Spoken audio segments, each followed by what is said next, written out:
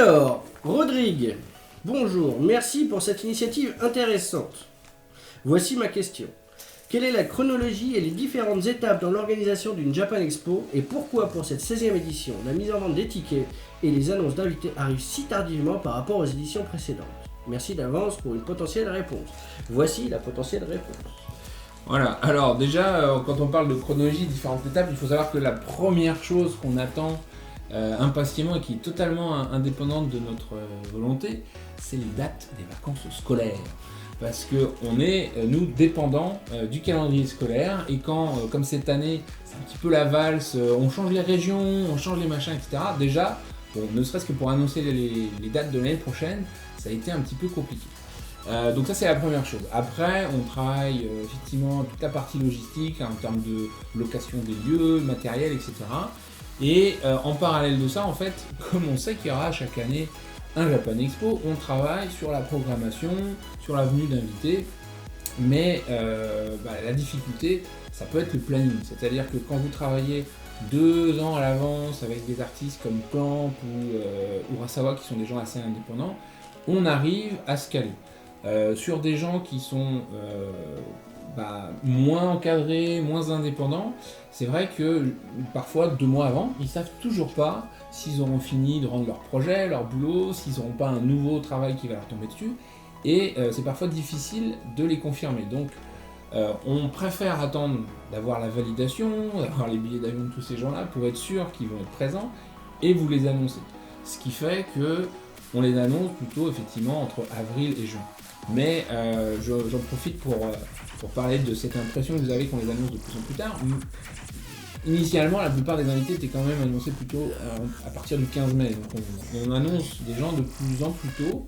Il y a eu des années où on a pu les annoncer très tôt. Ça vous a donné l'impression qu'après il y a eu une régression, mais c'était des cas exceptionnels, comme M. Urasawa dont je parlais. Et donc ça c'est pour la partie annonce des invités. Pour la mise en vente des tickets, donc on a mis en place, parce qu'on n'était pas satisfait des solutions qu'on avait précédemment, on a mis en place un nouvel outil et du coup pour bien finir de régler cet outil de mise en vente du ticket, on a souhaité bien valider tout, ce qui a été plus long que prévu, donc on a vendu un petit peu plus tard et puis on a aussi refondu le concept des billets premium par exemple.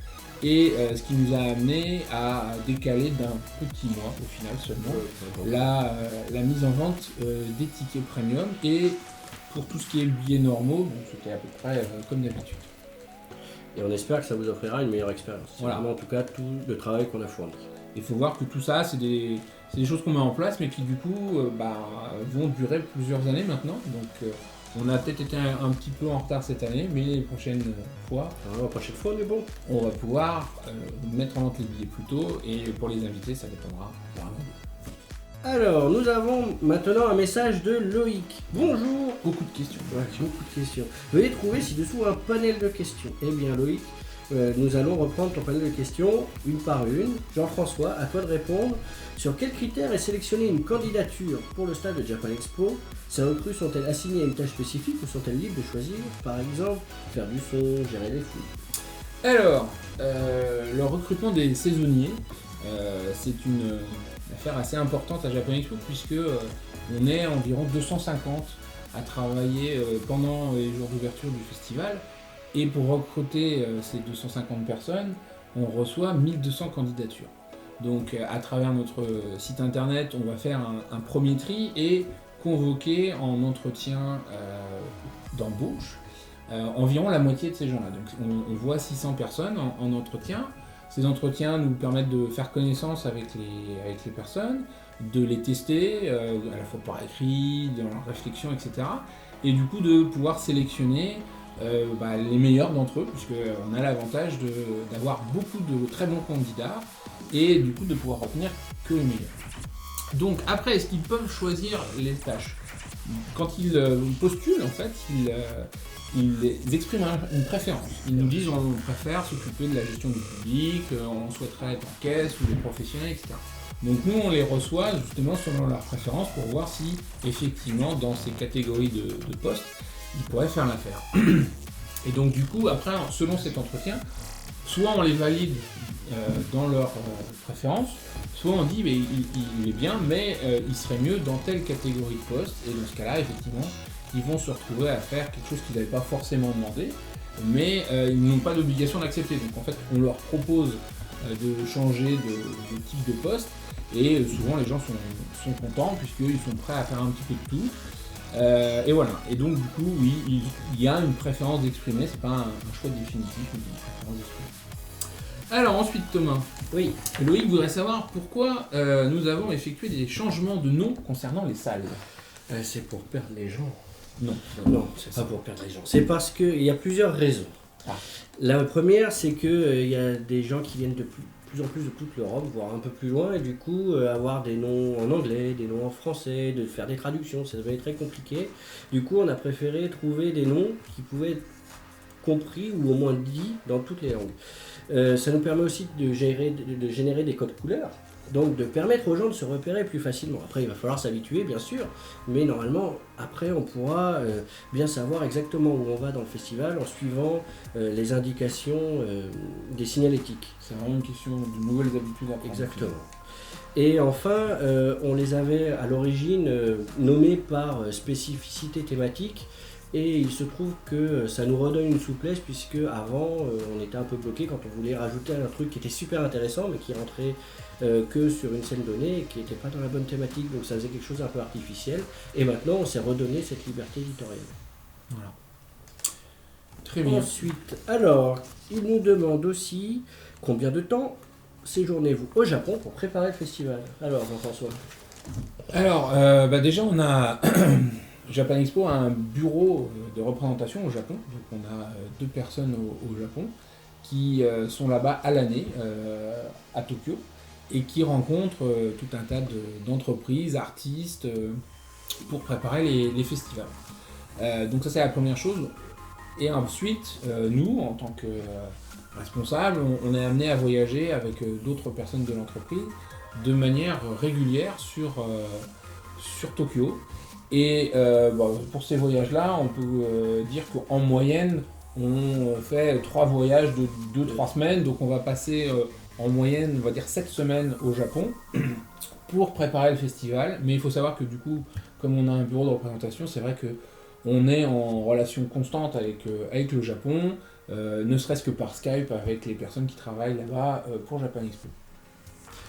Ensuite, Thomas, Loïc voudrait savoir pourquoi nous proposons un accès anticipé au ticket premium si certains exposants ne sont pas encore prêts. Alors, on propose un accès anticipé au ticket premium parce que ça fait partie des avantages d'être premium que de pouvoir rentrer un peu avant les autres.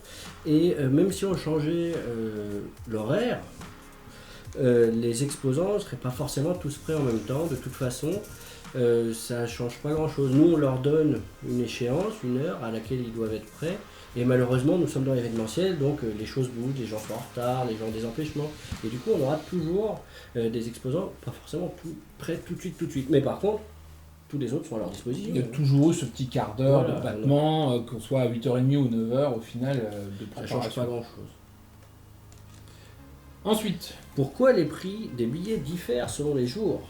alors, c'est un petit peu le principe de Bison Futé. On a le Dino Futé sur le site internet régulièrement, où Chibi Dino vous dit si vous voulez venir, voici les jours où il vaut mieux venir et voici les heures où il vaut mieux venir. Puisqu'effectivement, si vous vous présentez à Japan Expo à 10h ou à 14h, vous n'aurez pas le même temps d'attente pour rentrer. Il y a déjà énormément de gens dès 8h du matin au final.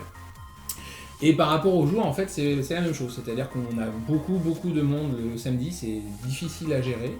Et on a envie d'encourager les gens à venir le jeudi. Donc c'est pour ça qu'on fait un tarif préférentiel le jeudi. Et aujourd'hui, on a une programmation qui est telle qu'au final, il se passe autant de choses, que ce soit jeudi, vendredi, samedi ou dimanche.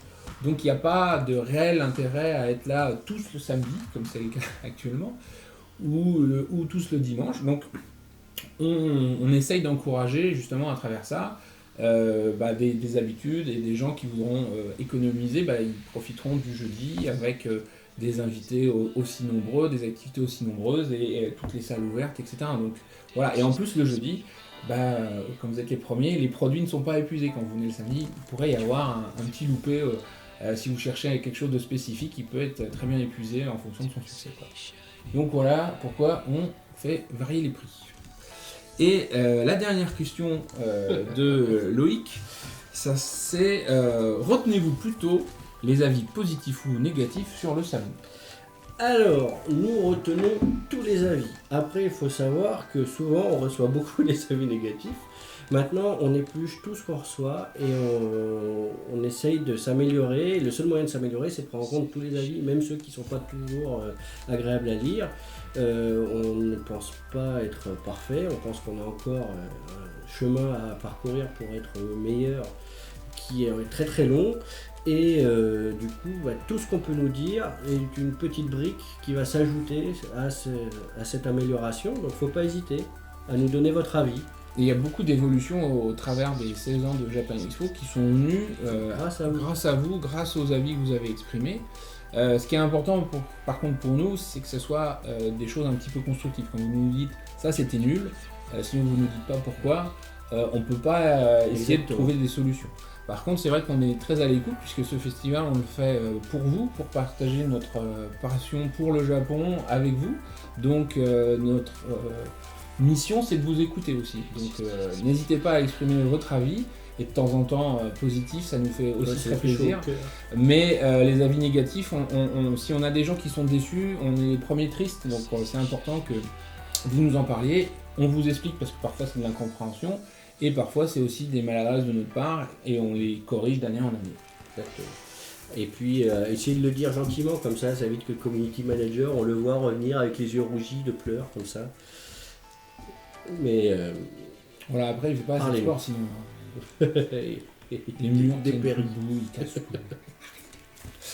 Et voilà, c'est fini pour cette fois. Merci d'avoir assisté à ce numéro de Japan Expo Talk. N'oubliez pas que pour suivre toute l'actualité de Japan Expo, vous avez notre site internet qui est la source originale. Vous avez aussi notre page Facebook, notre compte Twitter. Et évidemment, vous pouvez laisser vos commentaires ici sur notre compte YouTube, notre compte Instagram. On espère que ça vous a plu et merci encore. À bientôt. À bientôt.